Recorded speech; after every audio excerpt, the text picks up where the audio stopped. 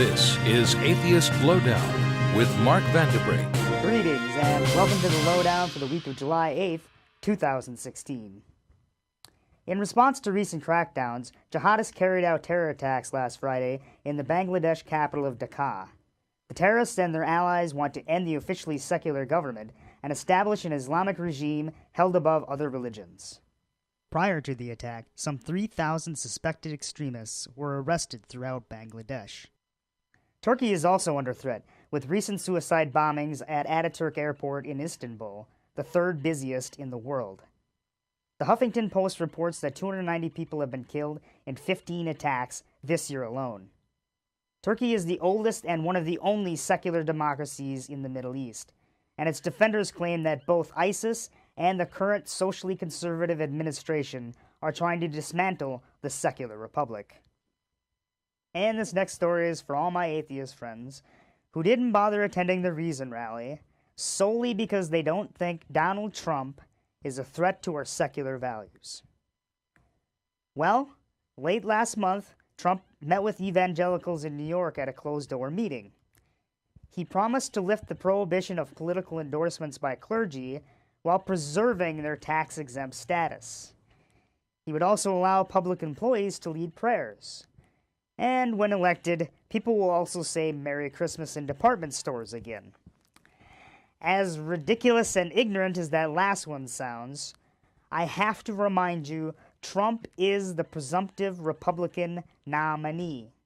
We have to take him seriously. The United Nations is urging the United Kingdom to abolish compulsory worship at publicly funded schools. This is in response to a brief submitted by the National Secular Society. In part, the committee report recommends that, quote, the state party repeal legal provisions for compulsory attendance at collective worship in publicly funded schools and ensure that children can independently exercise the right to withdraw from religious worship at school. The full report can be found in the video description below. People are going to come from all over the world. I believe this is going to be one of the greatest Christian outreaches of this era of history. It's going to forever change Williamstown, and we're going to see 2 million people, I believe, close to 2 million in the first year, maybe more. I need to warn my children and their children after them what can happen if they do not follow the Creator and His ways. Creationist Ken Ham's new Ark exhibit park opened yesterday in Kentucky. The for-profit, full-scale replica of the biblical Noah's Ark is set to receive $18 million in state sales tax breaks, incentives that may violate the First Amendment. Employees of the $100 million boondoggle must be Christian and sign a statement of faith. I watched portions of a live feed inside the structure from friendly atheist blog contributor Tracy Moody. Thankfully, with very few customers, from what I saw, it looked like there would be plenty of room for the dinosaurs to roam around.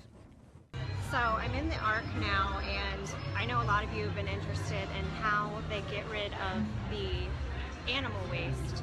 There's actually an exhibit here. I'm going to turn around, I'll walk you guys through it, and it explains to you how they got rid of poop on the Ark.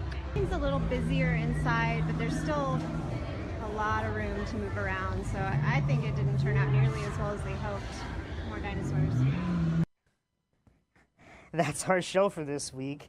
If you enjoyed the program, make sure you hit the like button, be sure to subscribe, and if we missed anything, go ahead and mention it in the comment section below, and you can also email us. Thanks for watching, and that's what you need to know.